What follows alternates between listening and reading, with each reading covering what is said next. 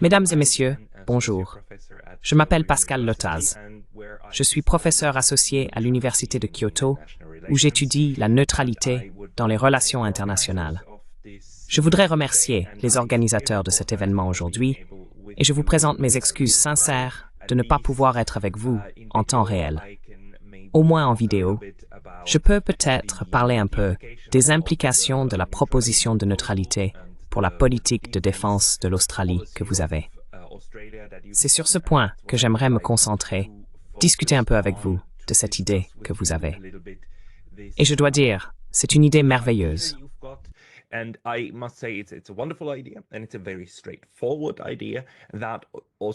Et c'est une idée très simple, que l'Australie ne devrait naturellement pas être alignée ou ne pas faire partie d'une alliance militaire avec un autre État, mais se soucier de sa propre défense militaire et sécuritaire, tout en ne s'isolant pas du reste du monde. Je pense que la proposition de l'IPAN pour une politique alternative d'autodéfense le montre assez clairement. L'un des piliers de la proposition est bien sûr d'adopter une neutralité armée et non nucléaire. La proposition évoque à juste titre cela comme étant la norme pour de nombreux pays neutres. En fait, en particulier les pays européens à neutralité permanente, comme la Suisse ou l'Autriche, sont les modèles standards d'une neutralité armée avec une force militaire. Dans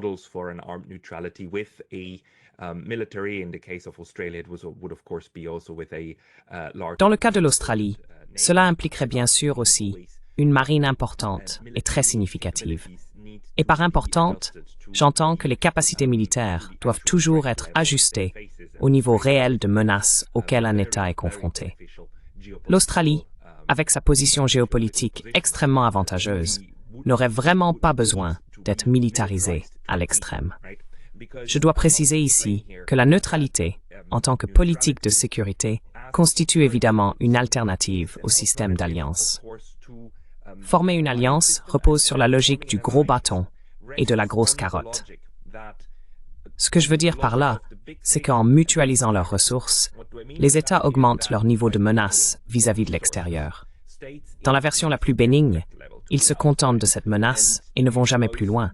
Ils n'attaquent jamais d'autres pays.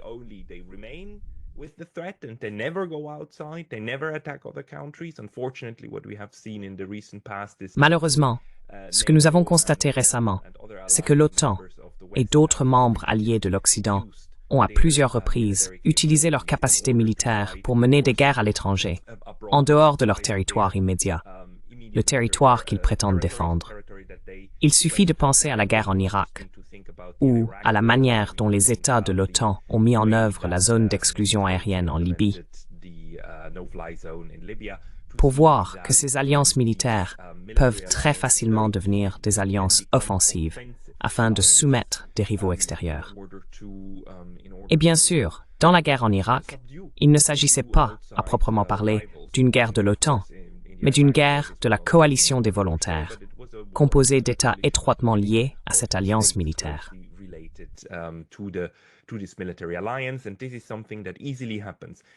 Et c'est quelque chose qui arrive facilement. Il arrive facilement que si vous faites partie d'une alliance militaire formelle, vous soyez entraîné dans des causes qui n'ont rien à voir avec l'objectif principal de l'alliance militaire. En relations internationales, nous appelons ce phénomène l'enchevêtrement. Il est facile pour les États de se retrouver empêtrés dans les affaires militaires d'autres pays s'ils sont étroitement intégrés. Dans le cas de l'Australie, ce que vous proposez à l'IPAN, c'est de créer une politique de défense qui, par défaut, exclut ce genre de posture militaire, donc cette idée du gros bâton, de la capacité à menacer tout le monde, et vous proposez de l'échanger contre ce que j'appelle le petit bâton et la petite carotte.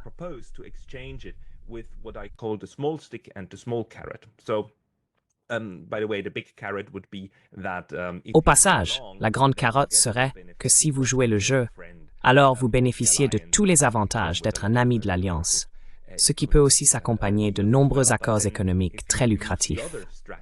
Mais ensuite, si vous adoptez l'autre stratégie, la stratégie de neutralité, comme vous le proposez ici, alors l'idée est qu'en tant qu'État neutre qui se défend chez lui, seul, sans partenaire de coalition, ce que nous faisons n'est pas de menacer un adversaire potentiel avec de grandes souffrances ou avec la capacité de le frapper chez lui.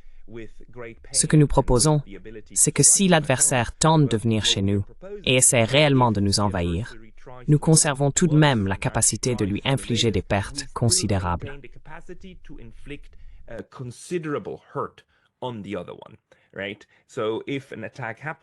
Donc, si une attaque survient, nous nous défendrons, mais nous nous défendrons seuls, et nous maintiendrons la capacité nécessaire pour infliger des pertes substantielles à l'autre camp.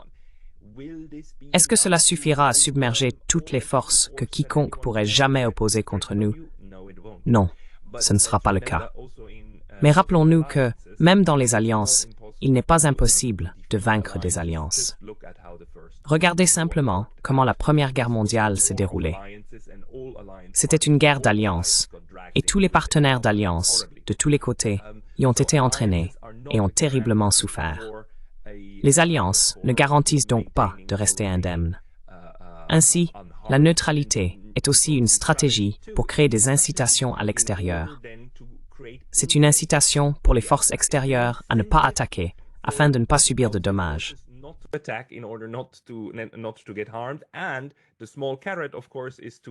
Et bien sûr, la petite carotte, c'est l'offre faite par les États neutres.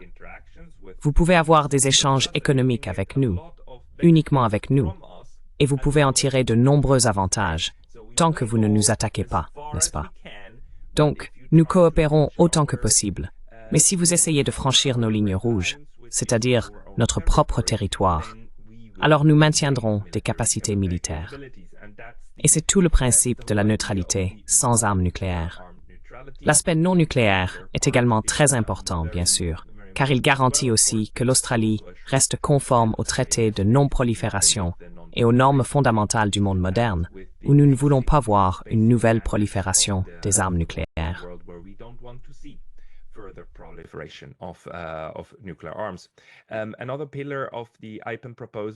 Un autre pilier de la proposition de l'IPAM est la non-alignement comme étape vers la neutralité.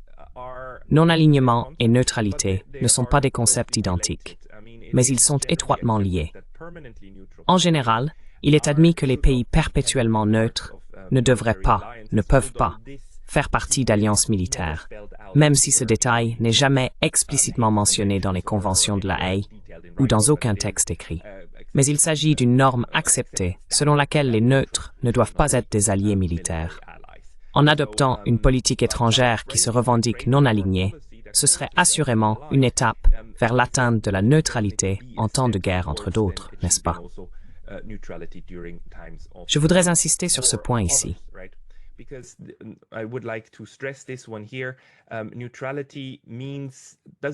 La neutralité ne signifie pas que l'on reste à l'écart du conflit. Je pense qu'il est très important de reconnaître que les conflits entre d'autres États créent toujours des pressions dans le système et engendrent des tensions qui affectent également l'État neutre. Donc, dans ce petit schéma que j'ai créé, j'explique généralement cela de la manière suivante. Nous avons l'État neutre A, le belligérant 1 et le belligérant 2. Et la relation mutuelle entre les deux belligérants est malheureusement une relation de guerre. Mais le fait que les deux belligérants entretiennent une relation fonctionnelle avec l'État neutre A, donc B1 a une relation fonctionnelle, B2 a une relation fonctionnelle, et cette relation est une relation de paix. Ces États sont en paix avec l'État neutre.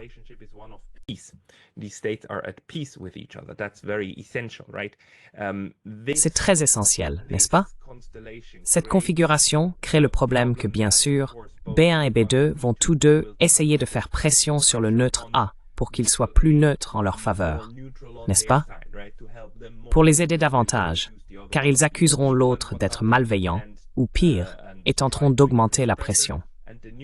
Le neutre doit toujours préciser à ses deux partenaires qu'il est neutre vis-à-vis du conflit principal. Il n'est pas neutre à leur égard, il est neutre par rapport au conflit, et il maintiendra une relation de travail avec les deux. Les neutres ont toujours le plus de mal au monde à faire comprendre aux belligérants que le différend entre ces deux belligérants ne concerne qu'eux.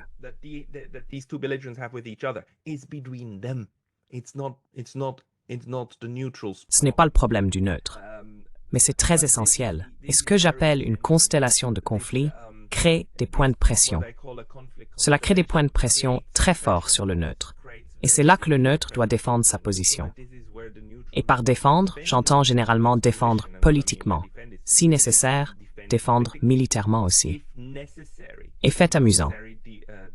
Si un neutre prend effectivement des mesures militaires contre des incursions sur son territoire par une puissance belligérante afin d'empêcher que cela ne se produise, cela n'est même pas considéré comme un acte de guerre en droit international. C'est une chose nécessaire pour le neutre afin de maintenir sa neutralité.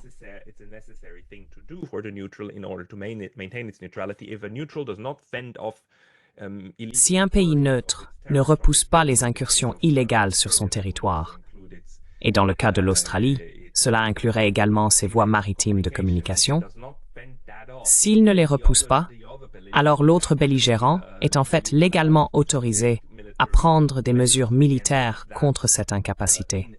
Et vous savez, c'est ainsi que les neutres se retrouvent très facilement entraînés dans des conflits, n'est-ce pas? Il existe donc une capacité minimale nécessaire pour maintenir et défendre la neutralité d'un pays neutre.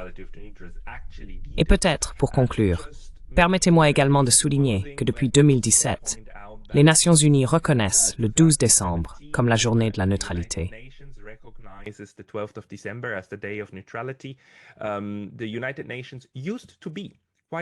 Les Nations Unies étaient autrefois assez hostiles à l'égard de la neutralité, surtout lors de leur création en 1945, 1946, 1947.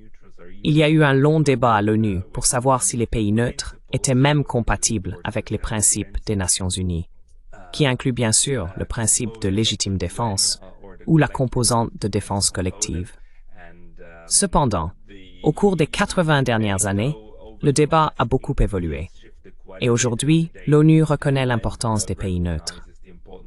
Pour le souligner, l'ONU définit la neutralité comme le statut juridique résultant de l'abstention d'un État de toute participation à une guerre entre d'autres États, le maintien d'une attitude d'impartialité envers les belligérants et la reconnaissance par les belligérants de cette abstention et de cette impartialité.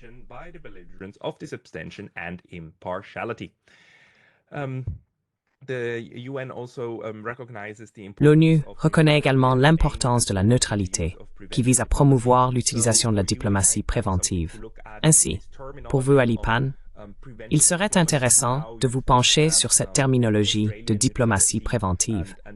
Comment vous pensez que la neutralité australienne et une nouvelle posture de défense pourraient soutenir ou renforcer la capacité du service diplomatique australien à s'engager dans la diplomatie préventive, afin d'aider à apaiser les conflits avant même qu'ils n'éclatent? Bien sûr, cela pose de nombreux problèmes, car l'impact structurel que les neutres peuvent avoir sur les conflits étrangers dépend toujours de la volonté des parties belligérantes de réellement permettre que cela se produise.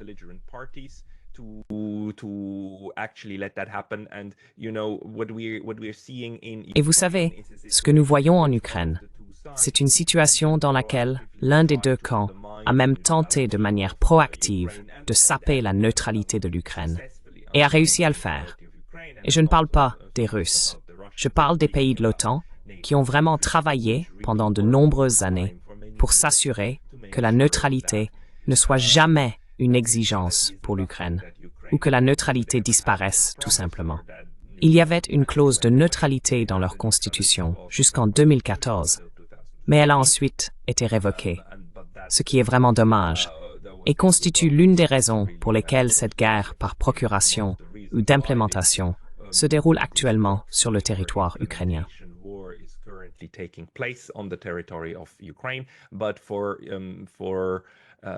Mais pour l'Australie, je crois fermement que ce que nous apprenons de la situation, c'est qu'adopter une politique étrangère de neutralité, ou un principe de neutralité, ou de non-alignement, peu importe comment on l'appelle, cela n'a pas tant d'importance.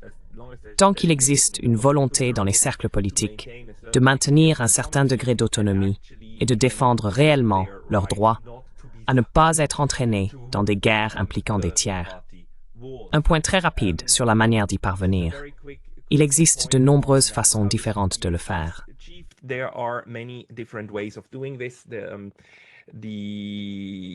La manière la plus simple et la plus directe serait de convaincre les dirigeants politiques de commencer réellement à utiliser cette rhétorique. Si vous commencez à employer cette rhétorique, même si un seul des dirigeants australiens commence à dire « nous voulons être neutres », cela aurait déjà un impact. Cela ne créerait pas encore une situation claire, mais cela aurait un effet et pourrait amorcer un mouvement. L'étape suivante serait l'adoption d'une politique officielle, une politique de non-alignement, un livre blanc du ministère de la Défense ou du ministère des Affaires étrangères indiquant que l'Australie s'efforce d'atteindre la neutralité. Quelque chose dans ce genre.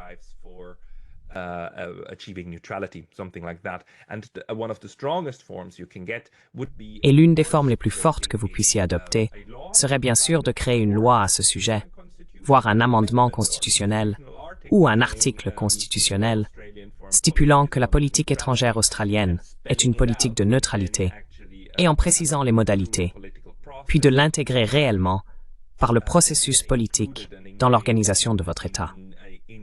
Certains diront alors « Oh, mais cela n'a aucune force en droit international. » Il faut que ce soit reconnu par le droit international.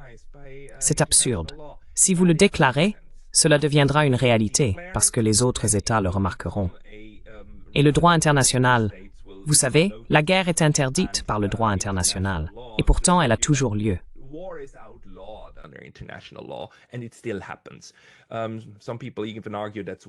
Certaines personnes soutiennent même que c'est pour cette raison que la neutralité appartient aussi au passé. Mais ce n'est pas vrai. La guerre reste une réalité, et la neutralité aussi. Si vous la déclarez, vous faites déjà tout ce qui est en votre pouvoir. Et à un niveau supérieur, vous pouvez même essayer d'obtenir une reconnaissance, pas des garanties, mais une reconnaissance par des États, par des tiers, qu'ils reconnaissent votre neutralité, soit à l'ONU, comme le font les Turkmènes, soit de manière bilatérale avec des États. Vous pouvez exiger une forme de reconnaissance ou leur demander de bien vouloir vous envoyer une lettre indiquant qu'ils prennent note de votre déclaration de neutralité.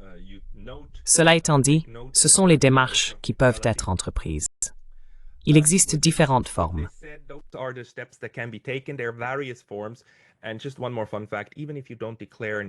Et encore un fait intéressant, même si vous ne déclarez pas la neutralité selon le droit international, si une guerre éclate entre des États tiers et que l'Australie n'y prend pas part, elle est automatiquement considérée comme neutre, et les lois de la neutralité s'appliquent. C'est aussi important à savoir. Vous pouvez donc également faire pression sur vos responsables politiques en disant « Écoutez, nous ne voulons tout simplement pas que vous participiez à toutes les guerres. Et si vous ne le faites pas, alors les lois de la neutralité s'appliquent. Et nous exigeons, en tant que groupe de pression, que vous vous y conformiez. » Mon temps est écoulé. Je vous laisse sur ceci. Si vous avez des questions, n'hésitez pas à m'écrire un email. Je serai ravi d'échanger avec vous tous. Merci beaucoup. I'm happy to be in touch with all of you. Thank you very much.